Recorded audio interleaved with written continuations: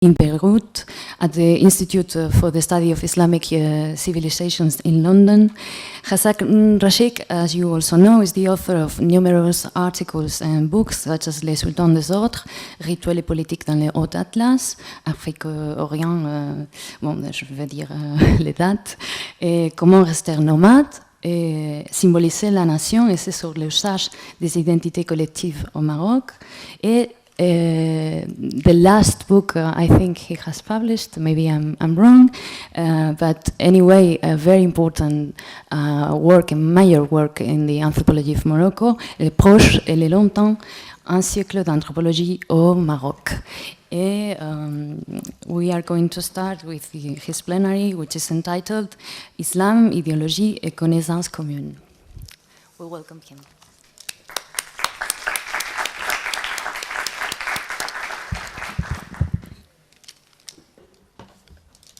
Bonjour, je ne vais pas le dire dans toutes les langues, mais vous pouvez traduire. Alors, je commence par remercier les organisatrices et les organisateurs, et notamment Leïla et Araceli. Je les félicite publiquement pour leur travail. Ça a duré, moi je les ai accompagnés pendant 8 mois maintenant, un peu plus. Et je les remercie pour me donner l'opportunité de visiter. Je connais assez bien l'Espagne, j'ai visité pas mal de villes, mais comme tous les touristes, on est trop attachés aux grandes villes, donc venir ici, venir à Bilbao, j'étais à Saint-Sébastien pour des raisons extra-académiques, donc je les remercie de découvrir d'abord, des collègues, de découvrir cette partie de l'Espagne, que j'aimerais découvrir encore davantage. Donc merci beaucoup Leïla, merci beaucoup Araceli. Et donc j'ai 1 heure, mais que je dois partager avec l'auditoire, n'est-ce pas? Je vais prendre 35 minutes, 40 minutes, un peu plus. Très bien, voilà. Bien, alors mon propos, c'est à commencer lorsque j'écoutais un peu les journalistes, les politologues, les politistes parler de l'islam. C'est pas l'islamisme. L'islam, ce n'est pas ce que les Occidentaux croient. Ce n'est pas ce que les terroristes croient. L'islam est une chose et l'islamisme en est une autre. Ben, j'ai dit très bien, c'est bon, c'est un bon point de départ. Mais mon intérêt en tant qu'anthropologue, c'est de voir comment on passe d'une religion qu'on appelle l'islam à une idéologie qu'on appelle l'islamisme. Donc on n'aurait pas réglé la chose en disant tout simplement il y a une différence. C'est bon, vous écoutez bien? C'est bon? Très bien. Alors, le fait de distinguer, c'est une bonne chose, mais encore faut-il connaître quelle est la différence entre une idéologie et une religion. L'anthropologie, traditionnellement, a beaucoup étudié les religions, les différentes formes de religion, mais sur l'idéologie, la tradition anthropologique est assez maigre, assez pauvre. D'abord, le concept est nouveau, et puis ce sont les historiens, les sociologues, les politologues qui se sont davantage chargés d'étudier les idéologies, et l'anthropologie est restée un peu à l'écart, parce qu'il étudiait les sociétés traditionnelles où les idéologies n'existent pas, donc il faut dire les choses telles qu'elles sont. Donc je suis un peu entre deux traditions, une tradition qui est assez hard, assez complexe. La religion, c'est un peu le gagne-pain des anthropologues. Hein, sans la religion, sans les rituels, sans les symboles, il n'y aurait pratiquement pas d'objet. Et puis les idéologies qu'on découvre comme un nouveau système culturel. Donc je vais vous proposer de façon très schématique comment je vois un peu le processus d'idéologisation de la religion, mais également, je vais un peu voir le temps, également vous parler d'un processus que je trouve très intéressant et central, et là je retourne un peu à l'anthropologie, c'est-à-dire la routinisation des idéologies, comment les idéologies deviennent familières, comment les idéologies deviennent partagées par une majorité de personnes. Comment l'idéologie infiltre ce que j'appelle la connaissance commune. Et donc je reviens à un objet. Les anthropologues ont étudié la connaissance commune sans la nommer en tant que telle, parce qu'il n'y avait que ça. Quand on était dans des tribus traditionnelles, des villages, des tribus, il n'y avait que la connaissance commune, il n'y avait pas de connaissance spécialisée. Et donc de voir un peu, avec un exemple, le costume, comment on passe des idéologies, des propositions idéologiques à la connaissance commune. Donc voilà un peu le schéma global de ma présentation. Et les exemples, je vais prendre quelques exemples pour ne pas alourdir mon exposé, quelques exemples, mais je commencerai par des exemples de l'Égypte, mais également par des exemples du Maroc, par un exemple, deux exemples du Maroc. L'une des questions qui se pose, parce que les idéologies, d'abord, c'est un phénomène moderne, mais pour l'Occident, et je pense, pour, disons, le monde musulman, la première manifestation de l'idéologie ou d'une forme idéologique, c'est fin 19e siècle, début du 20e, et vous connaissez le nom, parce qu'il a une histoire un peu bizarre, c'est la salafiyya. C'est Jamal al-Din al-Afghani ou Mohamed Abdou. C'est la première manifestation idéologique de l'islam. Et la question que je pose, que posent d'autres anthropologues, comme Ernest Gellner, comme Clifford Geertz, mais également des sociologues comme Karl Mannheim, pour d'autres idéologies, c'est la genèse des idéologies. Comment expliquer le passage de formes religieuses traditionnelles, musulmanes, islamiques, à cette nouvelle forme moderne qu'est l'idéologie. Comment on peut expliquer ce passage-là, ce processus-là? Alors j'ai quelques propositions à vous proposer, enfin quelques propositions à discuter avec vous, à échanger avec vous. La première, et là c'est Geertz et c'est Gellner, ils ont beaucoup insisté sur là, c'est un peu l'ébranlement des sociétés traditionnelles et des structures traditionnelles. Karl Mannheim également, pour l'Occident, pour l'Europe, insiste également sur ça. Donc, les idéologies fleurissent à un moment où la société traditionnelle se désintègre structurellement et intellectuellement. Donc c'est un moment de changement rapide, profond, sur le plan structurel, qui fait qu'il y ait une idéologie.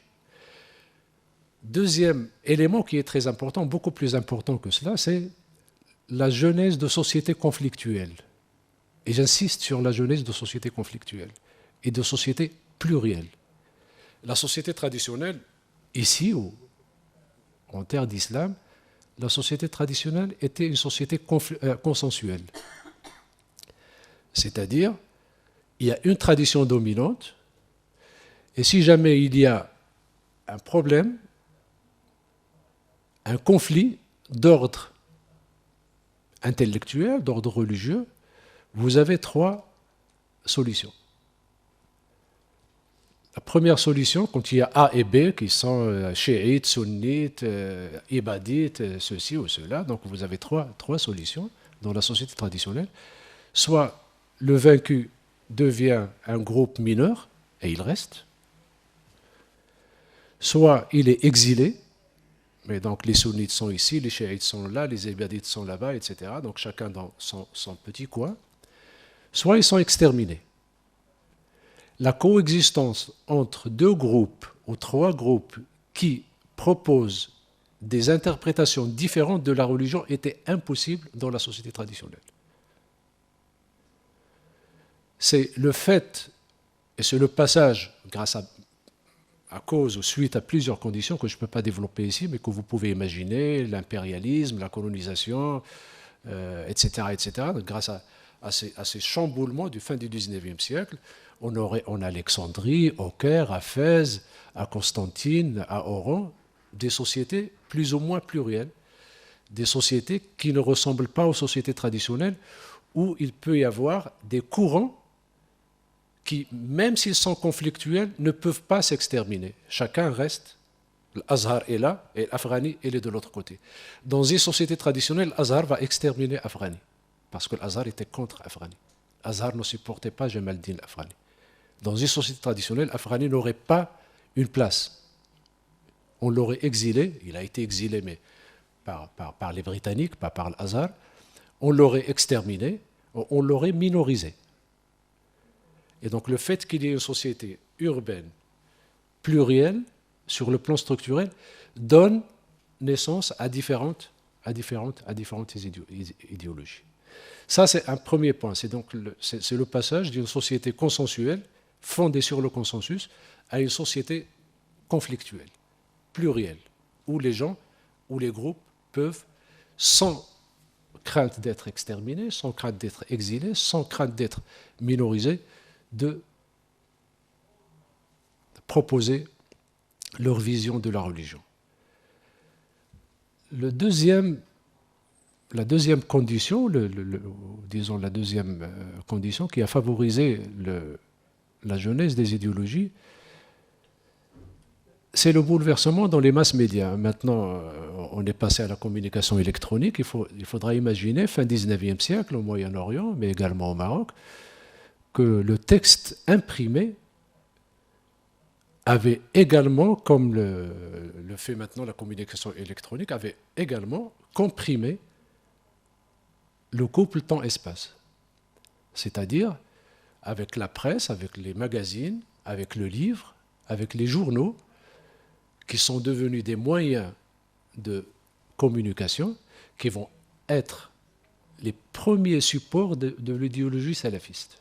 Le premier support de l'idéologie salafiste, c'était les articles dans les journaux, Waqa'i', Al-Ahram et d'autres au Moyen-Orient, et c'était le livre et les magazines Al-Manar, qui vont être lus un peu partout dans le monde par l'élite qui n'est pas forcément l'élite religieuse traditionnelle. Ce chamboulement également, le fait que les mêmes idées peuvent être lues, bien sûr, maintenant on les lit de façon instantanée, mais à l'époque, il faudrait attendre que le bateau arrive à Tanger, etc. Donc il faudra 15 jours, 20 jours. La revue sort, mais au moins, dans les 2 mois qui suivent, les 40 jours qui suivent, la revue est lue à Fès, ou à Salé, ou à Rabat, ou à Constantine, ou à Tunis. Donc là également, les idéologies fleurissent grâce à cette transformation des moyens de communication. Et si vous pouvez imaginer, je ne peux pas le faire aujourd'hui, on peut imaginer les différentes phases des changements des masses de communication et le changement dans les idéologies jusqu'à maintenant l'Internet. Je vais en dire un mot brièvement. Bref, le premier cadre un peu que je vous propose, enfin que j'essaie un peu d'esquisser pour vous, c'est quelles sont les conditions, quel est le contexte structurel, intellectuel qui a permis la genèse des idéologies. Ce n'est pas tout simplement l'intelligence d'Afghani, ce n'est pas simplement l'intelligence de Mohamed Abdou et d'autres, c'est également le fait que cette intelligence-là a trouvé un terreau qui l'aide, qui l'aide un peu à se développer. Dans l'histoire de la société musulmane, il y avait toujours des conflits d'ordre idéologique. Depuis la discorde jusqu'à maintenant. Il y a toujours des conflits idéologiques. Mais là, la différence entre disons, la société traditionnelle et la société moderne, c'est que la remise en cause n'est pas une remise en cause ponctuelle, n'est pas une remise en cause éphémère. La remise en cause de l'islam traditionnel par Mohamed Abdou, par Jamal Def, est une remise en cause structurelle. Ce n'est pas 2 ans, 3 ans de djihad ou 2 ans, 1 an et demi de rébellion pour accéder au pouvoir et puis on termine. Et puis on passe à autre chose et puis le vaincu est exterminé, celui qui est vainqueur va développer ses idées, etc. On n'est pas dans ce schéma-là. Ce schéma-là est devenu obsolète à partir du XXe siècle pour toutes les sociétés musulmanes. L'islam traditionnel, l'islam politique traditionnel fait partie de l'histoire et maintenant on est devant un islam idéologisé, devant un islam qui a d'autres exigences, qui a d'autres conditions. Alors, dans ce schéma-là, il y a 2 figures qui vont apparaître, 2 grandes figures qui vont apparaître. la figure de l'intellectuel et la figure du public.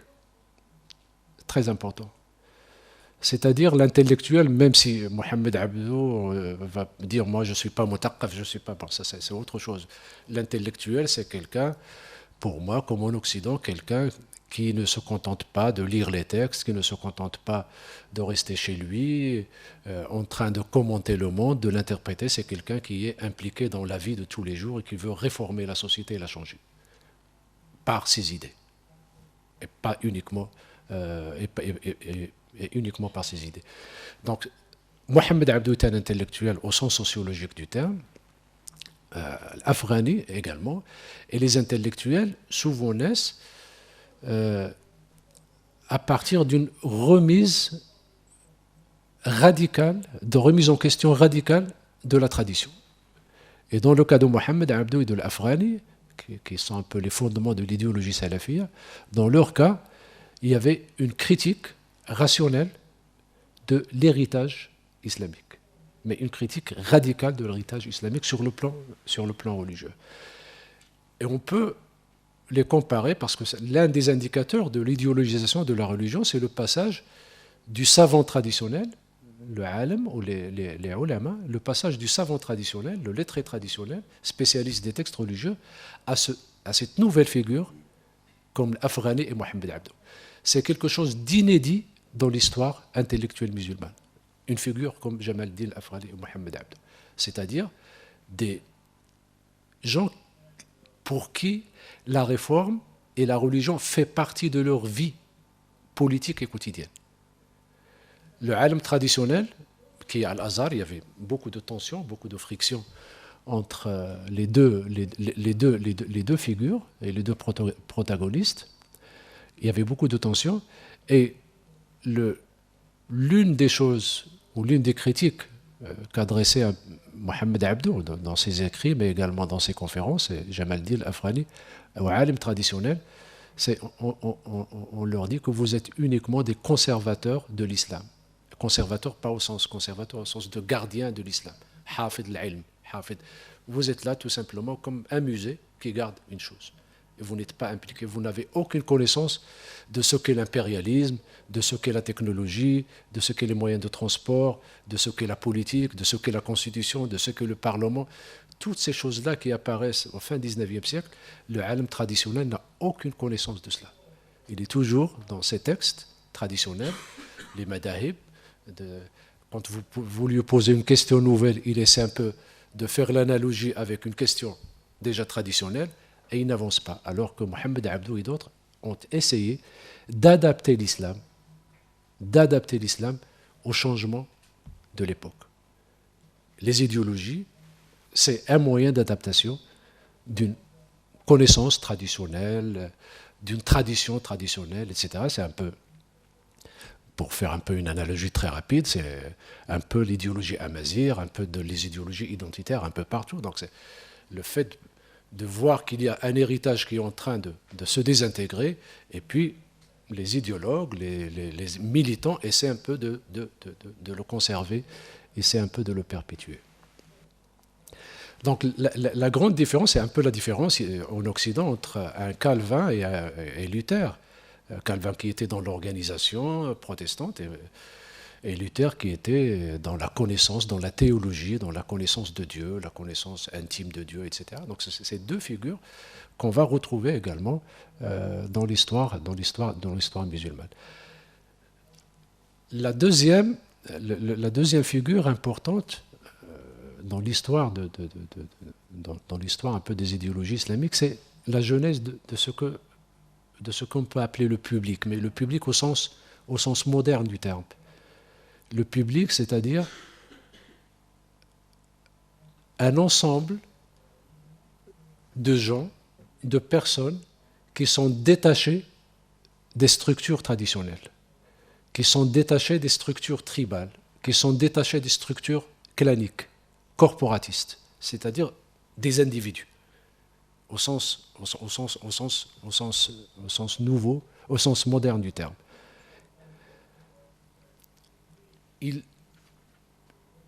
comme je suis anthropologue et comme j'ai beaucoup fait de terrain et comme quand je fais de l'histoire, j'essaie un peu d'être sur le terrain et de, de mener des descriptions relativement microscopiques, d'avoir une idée sur la situation des gens, sur leur espace, sur leur costume, sur ce qu'ils mangent, sur ce qu'ils fument, etc. Donc, des choses qui existent dans les documents et des fois un politologue, avec tous mes respects pour les politologues, parce que j'en étais un, j'ai rarement trouvé des anecdotes qui sont très importantes pour l'Afranie. Et l'une des informations que je trouve importante, c'est la description du premier public, du noyau du premier public qui va assister aux conférences de l'Afranie.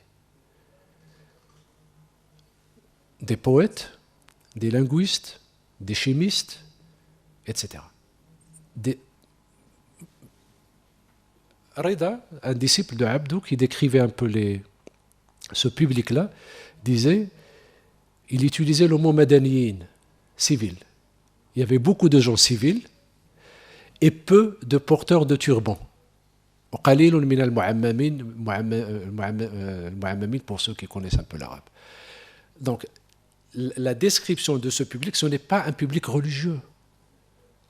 Les idéologies ne visent pas forcément les croyants au sens traditionnel du terme, ne visent pas les gens traditionnels. Ils visent des gens également qui ont besoin d'une nouvelle interprétation de l'islam parce que l'ancienne interprétation traditionnelle ne les convainc pas. Un ingénieur qui est sorti de 1950, enfin 1850, 1860, parce qu'il y avait beaucoup d'écoles d'ingénieurs, ne peut pas être satisfait par l'interprétation traditionnelle de l'Azhar, parce qu'il était familier avec ce que Rida appelle la pensée libre, la pensée rationnelle. Et donc cette explication religieuse à la traditionnelle ne les satisfait pas.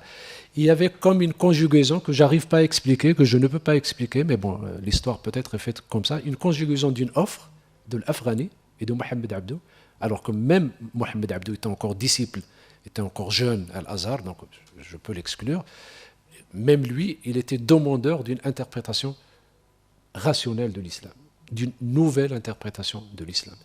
Et ces gens-là, qu'on peut qualifier aujourd'hui de classe moyenne, pour aller très rapidement, qui ont un niveau intellectuel assez élevé, qui ont d'autres demandes plus rationnelles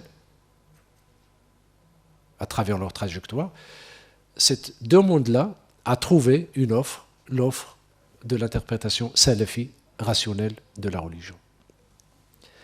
Les espaces n'étaient pas non plus des espaces religieux, et j'essaie à chaque fois de dire, il a donné une conférence, où il a donné une conférence. Il a écrit tel article, où est-ce qu'il l'a écrit. L'espace est devenu, il est très, très bizarre pour moi, quand j'ai découvert ça il y a 7 ou 8 ans, de voir que l'Afrani, parce que moi j'ai étudié l'Afrani, j'ai lu sur l'Afrani, etc., mais bon, de savoir, à partir des biographies assez pointilleuses, de savoir qu'il donnait ses conférences, ses cours dans des clubs, dans des cafés, à Zbakia, et pas à la mosquée. Que la majorité de ces conférences, et même la première qu'il a donnée à Istanbul, Dar al-Funun, c'était dans des espaces séculiers, pas des espaces religieux, pas dans des universités religieuses, pas à la mosquée. Et donc même le lieu de la transmission de cette idéologie religieuse n'était pas un lieu religieux, c'était des lieux séculiers, des cafés, des clubs, des maisons, des théâtres, etc., etc. Et ça dit quelque chose sur le contenu de l'idéologie religieuse. On passe d'une interprétation traditionnelle de l'islam à une nouvelle interprétation de l'islam qui essaie d'intégrer l'Occident, parce qu'à l'époque, la salafia n'avait pas de problème avec l'Occident. Il avait Mohamed Abdou et beaucoup plus Jamal Din Afrani avaient des problèmes politiques. La critique de l'Afrani à la Grande-Bretagne, à l'impérialisme britannique, c'était des critiques politiques, ce n'était pas des critiques religieuses. Donc deux grandes figures, les intellectuels et un public. Et on peut suivre un peu les processus de transformation de ces intellectuels depuis fin 19e siècle jusqu'aux intellectuels d'aujourd'hui. Mais très schématiquement, les premiers intellectuels comme Mohamed Abdou Afghani, même Rachid Reda, étaient relativement élitistes.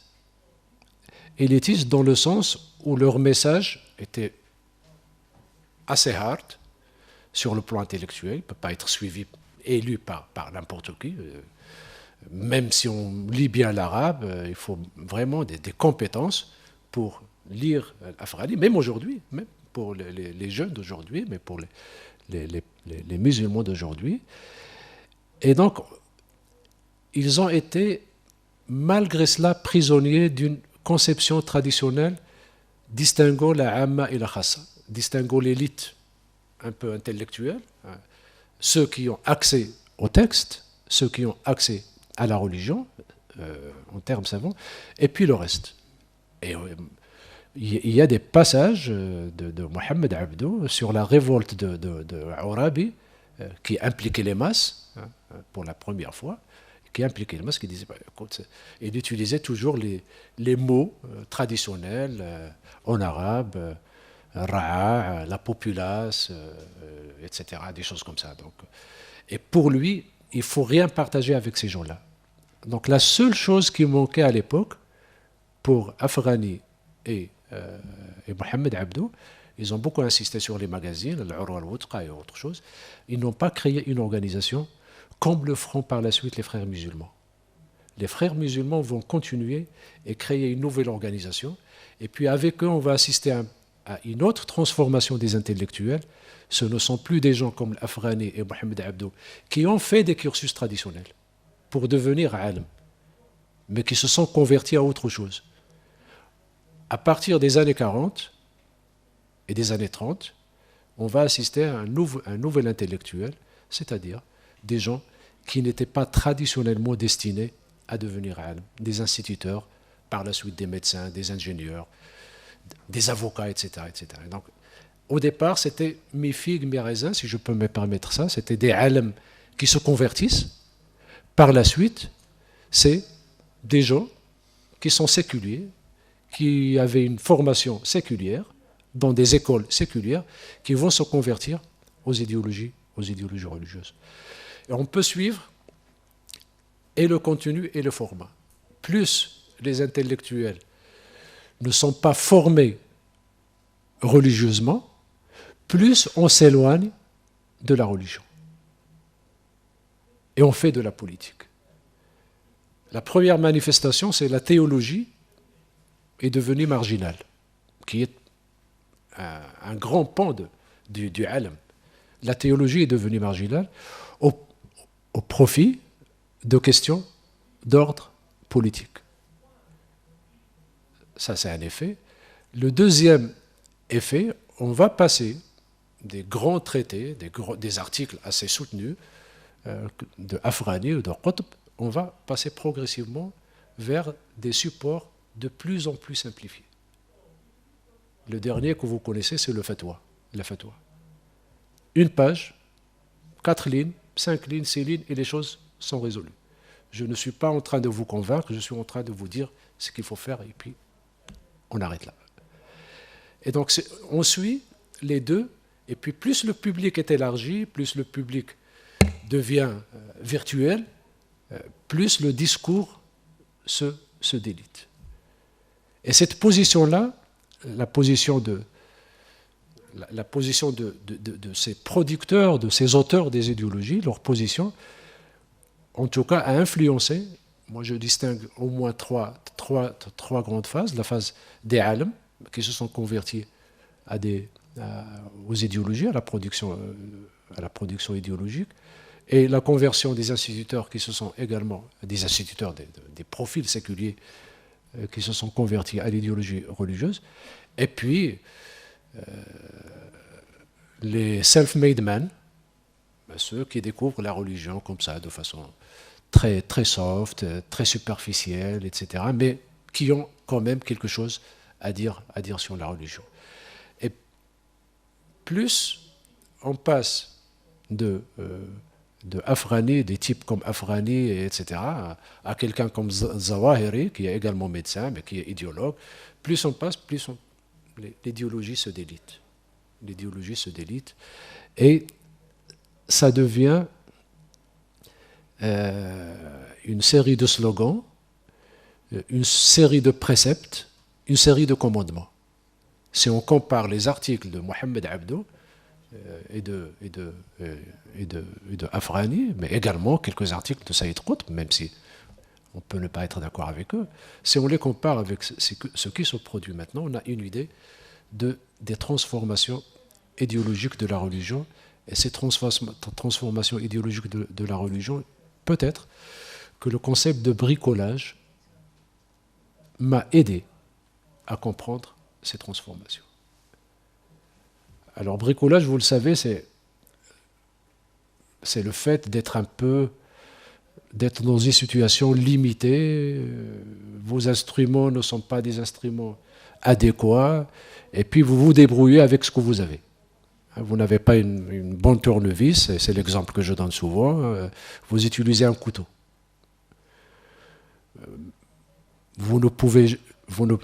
Avec Jobsup, il m'a dit c'est un arbre, là, vous avez vu, là, il m'a dit c'est un arbre.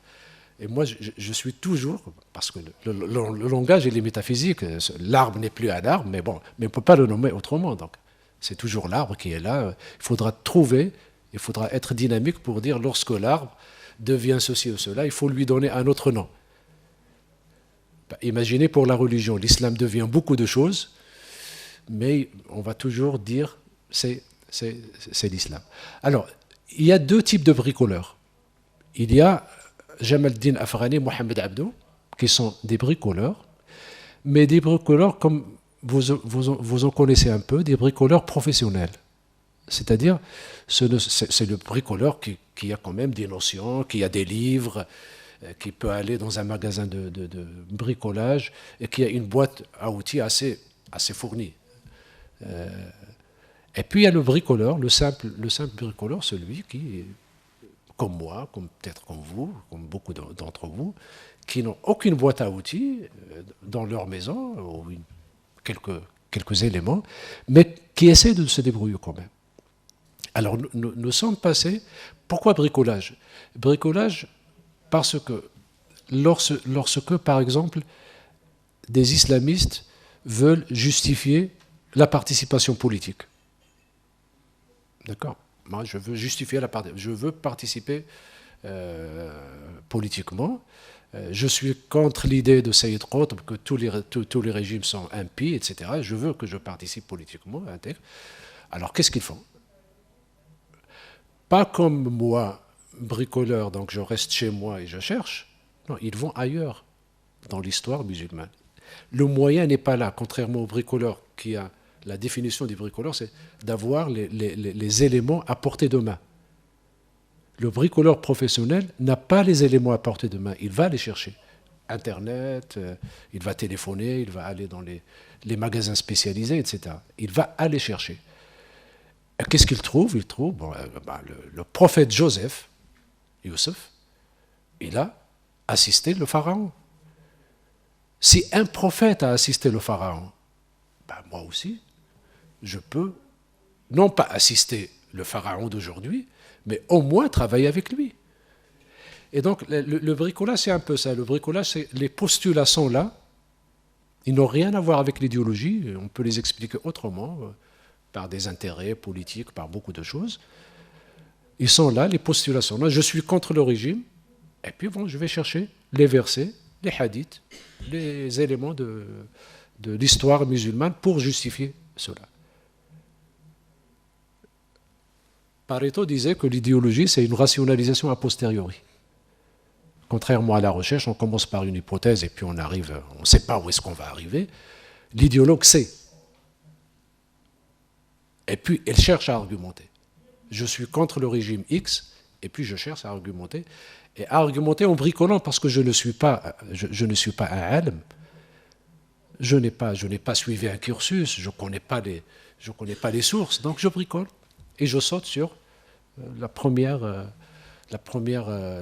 idée, le premier élément, le premier verset, etc., etc., etc. Donc le mot bricolage est important parce qu'il induit deux autres processus cruciaux pour l'idéologisation de la religion. C'est d'abord l'explicitation, c'est-à-dire que les idéologues explicitent leurs questions, explicitent leur position beaucoup plus qu'on ne le faisait et qu'on ne le fait même maintenant le alim traditionnel, le savant traditionnel, le traditionnel. Des questions comme « Qui sommes-nous » qui était l'une des questions du fin 19e siècle. Qui sommes-nous? C'est les musulmans qui se posent cette question. Un alim qui vit dans une société traditionnelle ou qui est imprégné par un savoir traditionnel ne se pose pas cette question. Il sait qu'il est musulman, il sait qu'il est égyptien, il sait qu'il est de tel village ou de telle famille, etc. Bon, c'est une question qui est même impensable dans une société traditionnelle. Mais pour quelqu'un qui sent le changement, qui sent la sécularisation, qui sent que les choses bougent, comme Afghani et Mohamed Abdou, la question de l'identité devient centrale. On est en train de changer. Le alim est aveugle sur ces changements. Mais eux, ils savent que les choses bougent, qu'il y a le téléphone, qu'il y a le train, qu'il y a le télégraphe, qu'il y a des moyens de transport, qu'il y a le magnétophone, le phonographe, etc. Et il faudra poser ce genre de questions. Comment faire? Et qu'est-ce qu'on est en train de devenir dans ce contexte-là? Alors l'explicitation est importante. L'autre question qui a un peu taraudé les idéologues de l'époque, c'est pourquoi l'Occident a progressé et pas nous, pas les musulmans. C'est une question idéologique, ce n'est pas une question religieuse, etc. Donc l'explicitation comme également, je vais prendre encore l'amazigh et le berbère qui est tranquille dans sa montagne ne se pose pas toutes ces questions idéologiques que se posent les idéologues de la mazérité. Et je pense également ici, et je pense également au Catalogne, je pense également en Occitanie, etc. Donc il y a des gens qui vivent leur culture de façon implicite, sans se poser la question, c'est la connaissance commune, c'est la vie quotidienne. Il y a d'autres intellectuels qui observent les dangers, à tort ou à raison, peu importe, ça c'est autre chose, qui observent un peu les dangers qui menacent leur culture, leur religion. Donc l'explicitation et puis la simplification, comme vous vous en doutez, la simplification progressive des idéologies religieuses. On n'est pas, même la théologie est très complexe. Les argumentations des juristes musulmans par rapport à une question comme est-ce qu'une laine qui provient d'un animal qui n'a pas été égorgé rituellement, est-ce que c'est halal ou c'est haram? Ce n'est pas, il ne va pas dire c'est halal ou c'est haram, et puis il s'arrête comme les fatwas le font. Il va écrire 50 pages, 60 pages, 70 pages, ça dépend, pour dire pourquoi c'est haram, et puis telle argumentation, contre-argumentation, telle argumentation, contre-argumentation, etc. Et donc il va te fournir pour un détail, pour quelque chose qu'on trouve, nous, un détail vraiment secondaire, pour lui, il va passer 50 pages, 60 pages. Donc on passe l'idéologie, l'idéologisation, c'est un processus de simplification, pas du savoir religieux, mais une simplification de l'interprétation de la religion et pas uniquement de la religion. Parce que la troisième, j'ai dit simplification, j'ai dit explicitation, la troisième transformation, c'est que les idéologies religieuses, en islam, mais pas uniquement, les idéologies religieuses ne s'appuient pas uniquement sur la tradition musulmane et la tradition religieuse. Ils s'appuient sur des éléments externes. La connaissance qu'essayait d'avoir Mohamed Abdou et qu'essayait d'avoir Afghani sur la pensée occidentale, d'accord, sur la philosophie occidentale, même s'ils ne pouvaient pas y accéder parce qu'ils ne parlaient pas français, mais ils y accédaient à travers les livres traduits, c'est une autre facette du changement. Leur connaissance de ce qui se passe en Occident les a aidés à bricoler quelque chose qui est mixte, qui n'est pas de l'idéologie religieuse musulmane uniquement, mais qui est également fondé sur la philosophie occidentale. Il y a plusieurs auteurs que Afghani cite à travers les traductions. Et cette mixité des idéologies Maintenant, on va la trouver, surtout lorsque, comme au Maroc, le parti islamiste qui est au pouvoir, la mixité devient quelque chose, je vais dire, tout simplement pour vous donner une idée, 90% de jargon, de vocabulaire technique, politique, et de temps à autre, un slogan, un symbole islamiste. Donc tout le vocabulaire, y compris la Nahda en Tunisie, y compris les frères musulmans, une fois au pouvoir, le jargon change, et l'idéologie religieuse n'est plus soutenue uniquement par référence à la religion, mais par référence à des choses qui sont externes, y compris les droits humains, par exemple, la philosophie des droits humains, ceci existe dans les droits humains, ceci existe, etc. etc. Donc ces trois transformations, simplification et explicitation, et puis appui sur des éléments externes. J'ai combien? Ah, très bien. Bon. Alors, très bien. Très rapidement, voilà, on est toujours gourmand, on se dit 30 minutes et puis bon, on est transporté, c'est bien. Alors, très rapidement, sur la routinisation, toute idéologie, l'idéal d'une idéologie, c'est d'infiltrer la connaissance commune. Qu'il soit marxiste, qu'il soit libéral, qu'il soit de gauche, c'est qu'elle soit partagée par le maximum de gens. C'est le public, c'est l'organisation, etc. Alors, il y a deux choses. Si je prends l'exemple du hijab, mais très rapidement, la première apparition du hijab, c'était de l'idéologie religieuse et toute l'argumentation était une argumentation religieuse et uniquement religieuse. Anti-occidentale, pas de mixité. On retrouve l'explicitation dont je viens de parler. Les femmes traditionnelles portaient des foulards, portaient des ifs, portaient des choses qu'on appelait par des noms locaux. Mais si vous leur dites pourquoi vous portez ça, ils vont vous dire, bon, écoute, mais quelle est cette question-là, pourquoi je porte? Je le porte parce que ma mère l'a porté, parce que ma grand-mère l'a porté, et puis c'est tout. Le costume islamique va s'appuyer sur quelque chose d'explicite. Je porte le hijab parce que, et puis l'argumentation va être, en tout cas à l'époque des années 80, uniquement religieuse. Il y a un verset X, il y a un verset Y, etc. etc.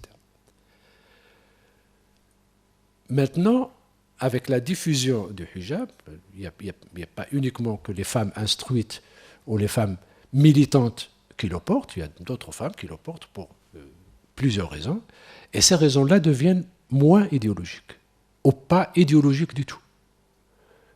Et on retrouve ce que mon ami Mohamed Touzi appelle la femme muhajjaba coquette, qui cherche à séduire également, qui n'est pas vraiment dans la religion, qui... L'argumentation, à partir des entretiens et à partir d'enquêtes sociologiques sur la question, l'argumentation, c'est éviter le harcèlement. C'est des choses que vous connaissez. Éviter le harcèlement, que je veux un peu que les gens me respectent, le hijab est un signe de respect, etc., etc.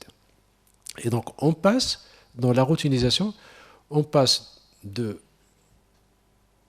quelque chose qui est défendu de façon explicite, qui était au départ idéologique, vers quelque chose qui va devenir, mais c'est très difficile, qui peut devenir quelque chose qui va de soi également. Même si le paysage est un paysage pluriel, ça ne peut pas aller de soi. Et donc, on assiste à une forme d'appropriation, si vous voulez, par d'autres gens, par d'autres personnes auxquelles le discours au départ n'était pas destiné. Et ce délitement des idéologies, on le trouve dans les manières de prière, on le trouve dans le rapport à la politique, etc. etc. Bref, la routinisation, c'est un peu le revers de la médaille de l'idéologisation. C'est deux processus qui peuvent être des processus simultanés. Je ne suis pas en train de dire la routinisation va succéder à l'idéologisation. Maintenant, on peut les observer de façon simultanée. Mais c'est un peu le revers de l'idéologisation, c'est le processus inverse, pour dire les choses schématiquement, de l'idéologisation. C'est-à-dire le fait que les choses se partagent par plusieurs personnes. Mais le problème n'est pas résolu pour autant. Parce que entre la connaissance commune, la connaissance de l'idéologue et la connaissance du ilm traditionnel, il y a ce que je peux appeler une connaissance moyenne. Une connaissance des gens qui sont des employés de banque, des employés d'assurance, des instituteurs, qui ne sont pas dans la connaissance commune, mais qui ne sont pas non plus dans l'idéologie, qui sont entre les deux. Leur vocabulaire est mitigé. Leur vocabulaire n'est pas forcément un vocabulaire des gens, la hamma, donc les gens qui ne sont pas instruits, les gens qui n'ont pas accès à l'instruction, les gens qui ont accès à une instruction moyenne, mais ils n'ont plus le savoir de l'idéologue, bricoleur, etc. Et cette connaissance moyenne, on peut la trouver facilement chez cette couche-là, ce qui complique le rapport de l'idéologisation à l'islam, parce que nous avons au moins 4 catégories de connaissances, et on va à chaque fois trouver l'islam chez le alim traditionnel, on va trouver l'islam chez l'idéologue, on va trouver l'islam chez cette classe moyenne avec une connaissance moyenne de l'islam, mais on va trouver la connaissance commune, qui est la connaissance accessible à tout le monde, qui ne nécessite pas un grand effort intellectuel, etc. C'est un peu, je m'excuse de le dire, c'est les gardiens de voiture qui parlent également de l'islam, c'est les bonnes qui portent des hijabs, etc. C'est l'ouvrière qui a passé 2 ans, 3 ans à l'école, qui également parle de l'islam de façon routinière, etc., etc. Voilà, je vous remercie pour votre patience et merci encore une fois.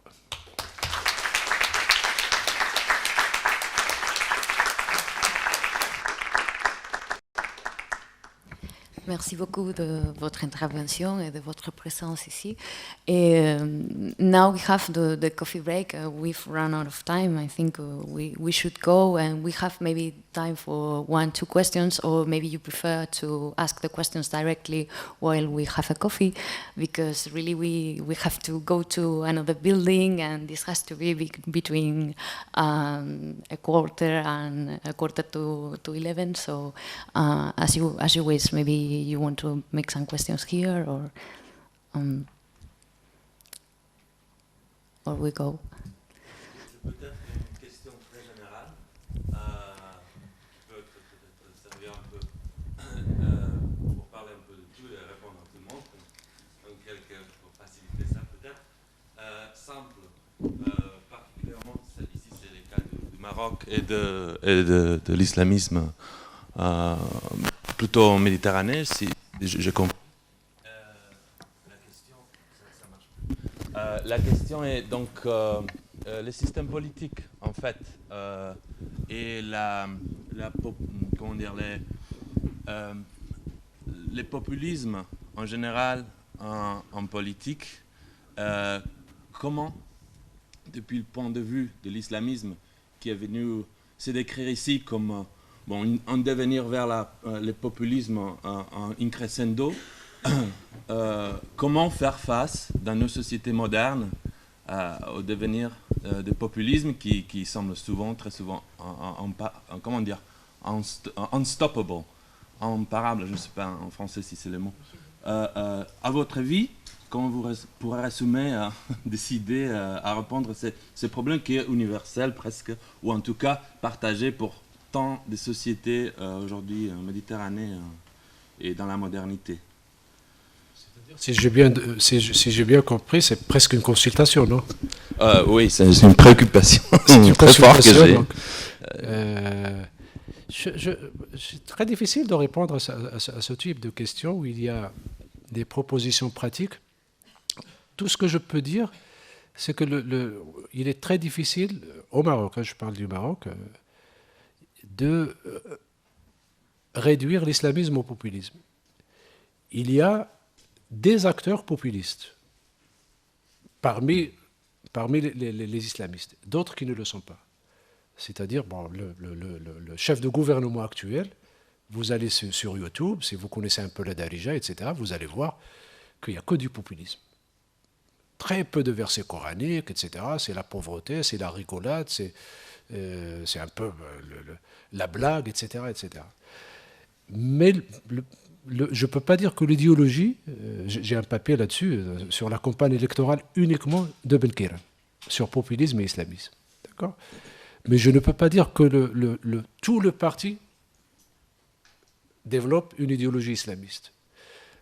la Nahda, avec la petite connaissance que j'ai de la Nahda en Tunisie, on ne peut pas dire également ça. Le Ghannouchi n'est pas un populiste. Il n'utilise pas le vocabulaire de la rue, alors que Ben Kairan utilise que le vocabulaire de la rue, le vocabulaire vraiment de la connaissance commune. Comme tous les démagogues, comme tous les populistes, pour flatter un peu les gens, pour dire « je suis très proche de vous ». Maintenant, je l'attends par la suite, parce que maintenant, il est devenu très loin du peuple, etc. Il y a le protocole, il y a les Mercedes.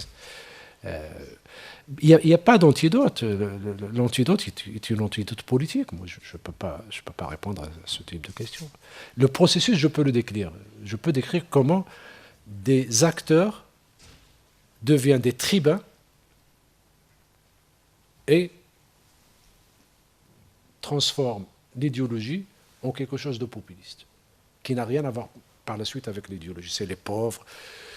Comme vous connaissez, une critique de l'élite assez acerbe, l'élite ne sait rien, c'est nous le peuple que nous savons, etc. Mais ça se limite à ça. Ce n'est pas comme en Occident, il y a d'autres types de populisme maintenant qui sont en train de se développer. Très difficile de répondre à cette question. Il faudra me payer pour ça.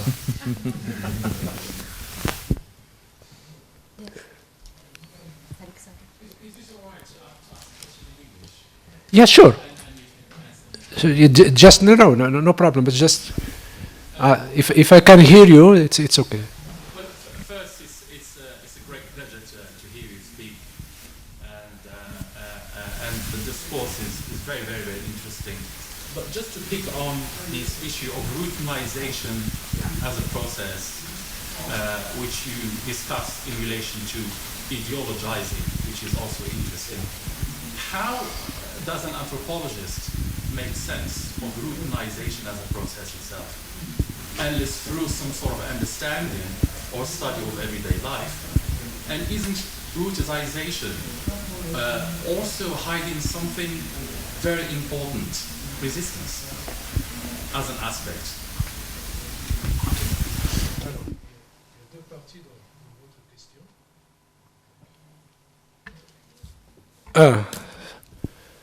C'est que l'anthropologue ne peut pas se passer d'observer la vie quotidienne pour étudier la routinisation.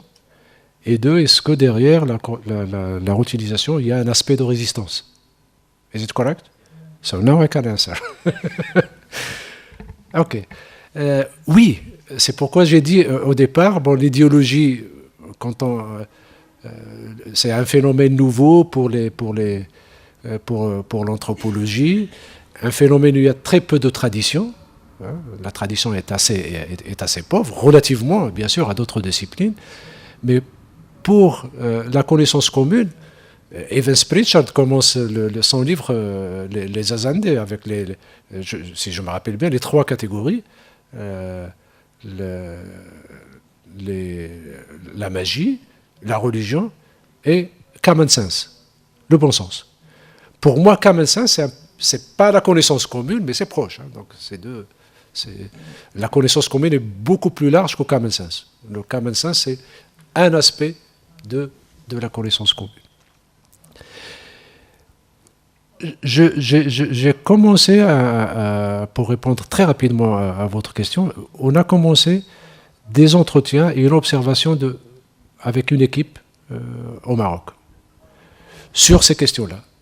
Pas uniquement la connaissance commune et la religion, mais également la connaissance commune et la politique. C'est-à-dire comment les gens, dans les élections, quel est leur vocabulaire pour dire les choses, quelles sont leurs conceptions du hijab, quelles sont leurs conceptions des différentes formes de prière, etc., etc. Le grand problème qui se pose, c'est comment observer cela dans un milieu urbain. Et ça, les anthropologues ont trouvé plusieurs solutions à cela. Donc, tout à fait, oui, la routinisation, on ne peut pas l'observer sans... Maintenant, comment accéder à cette quotidienneté dans une ville comme Casablanca, c'est un problème à la fois technique et méthodologique. Ça, nous avons des problèmes et nous sommes en train de réfléchir de comment, parce que moi également, j'étais habitué à travailler sur 3 villages pendant 10 ans.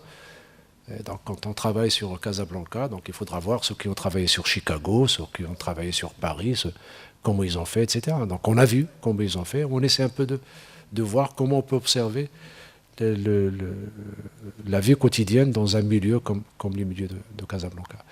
La deuxième question, moi, je suis allergique à ce mot résistance.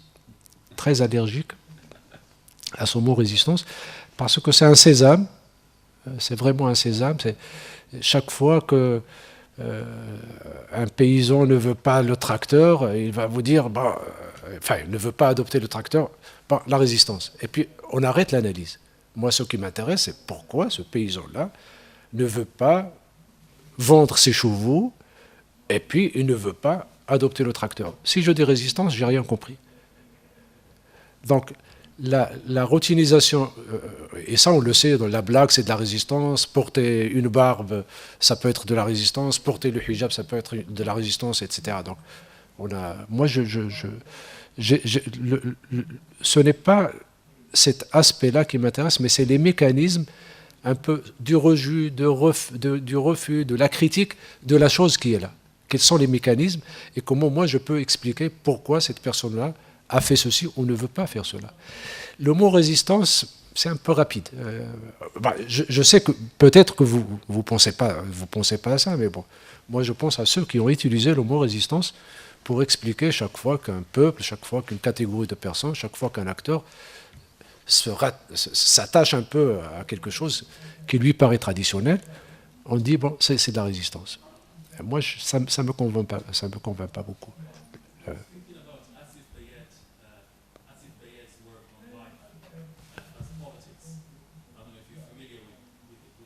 With who? Yeah.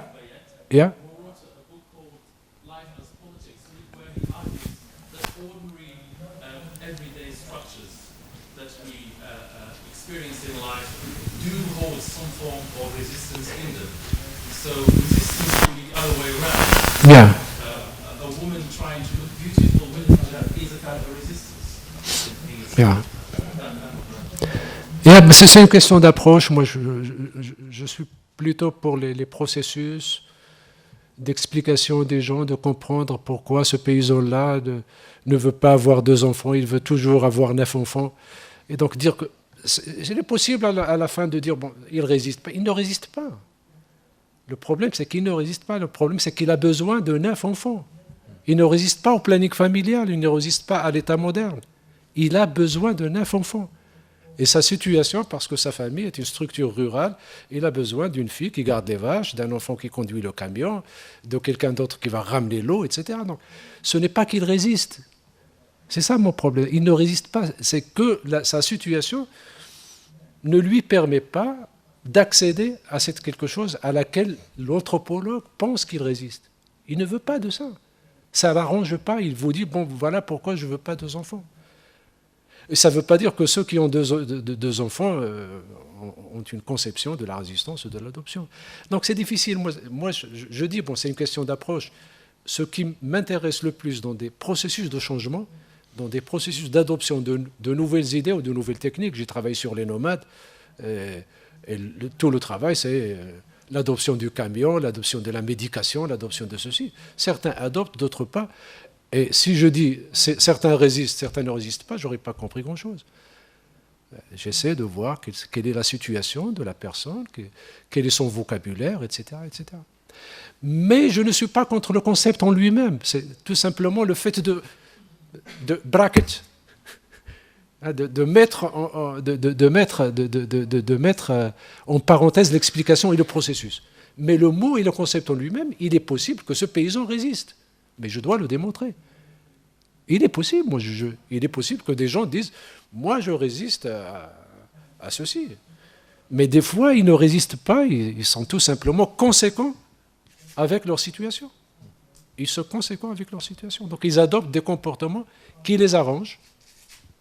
Alors que nous, anthropologues, chaque fois que les gens n'adoptent pas une innovation, rapidement on dit résistance. Je parle des travaux que je connais, peut-être qu'on ne partage pas les mêmes travaux, c'est possible. Si les gens se présentent, parce que j'aime bien connaître les gens, si les gens se présentent avant, C'est bien qu'on connaisse un peu les noms des gens. On va naviguer pendant 2 jours ensemble. C'est bien qu'on se connaisse un peu. Every time someone wants to make a question, it would be a good idea to say who you are and where do you come from, the university. Si vous résistez ou pas. Okay, now I think we are going to make the pause and we will come back at 11, okay, for the panel Beyond Nature. Merci beaucoup. Merci beaucoup pour very votre much. patience.